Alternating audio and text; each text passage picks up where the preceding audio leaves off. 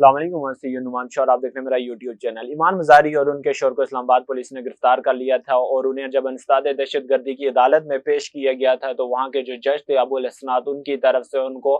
3 روزہ جسمانی ریمانڈ دے دیا گیا تھا، مگر آج اس حوالے سے ہی اپیل درج کی گئی تھی اور اس پر سماعت ہوئی۔ اور اس سے پہلے ہم آپ کو بتاتے ہیں کہ ایمان مزاری پر FIR جو درج کی گئی تھی وہ کار سرکار میں مداخلت کی FIR درج کی گئی تھی۔ ایمان مزاری ایک جو روٹ لگا ہوا تھا انگلینڈ کی ٹیم یہاں پہ پاکستان میں میچز کے لیے آئی تھی، انہوں نے راولپنڈی اسٹیڈیم میں جانا تھا اور راستے میں ایک روٹ لگا ہوا تھا جس کو ایمان مزاری نے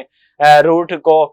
توڑنے کی کوشش کی اور وہاں پر ان کی پولیس کے ساتھ تلخ کلامی ہوئی اور ان پر ایک FIR دی گئی۔ FIR 25 اکتوبر کو دی گئی جبکہ ان کی گرفتاری 28 اکتوبر کو ہوئی۔ ایمان مزاری کو اسلام آباد ہائی کورٹ سے جاتے ہوئے مارگلہ روڈ سے اسلام آباد پولیس نے گرفتار کر لیا تھا۔ اچھا، گرفتاری کے بعد جو FIR درج کی گئی تھی وہ اس وقت تک منظر عام پر نہیں آئی جب تک ایمان مزاری کو انسداد دہشت گردی کی عدالت میں پیش نہیں کیا گیا۔ وہاں پہ جب انسداد دہشت گردی کی عدالت میں ایمان مزاری کو پیش کیا گیا تو وہاں کے جو جج تھے، جج ابو الحسنات، ان کی طرف سے ان کو 3 روزہ جسمانی ریمانڈ پہ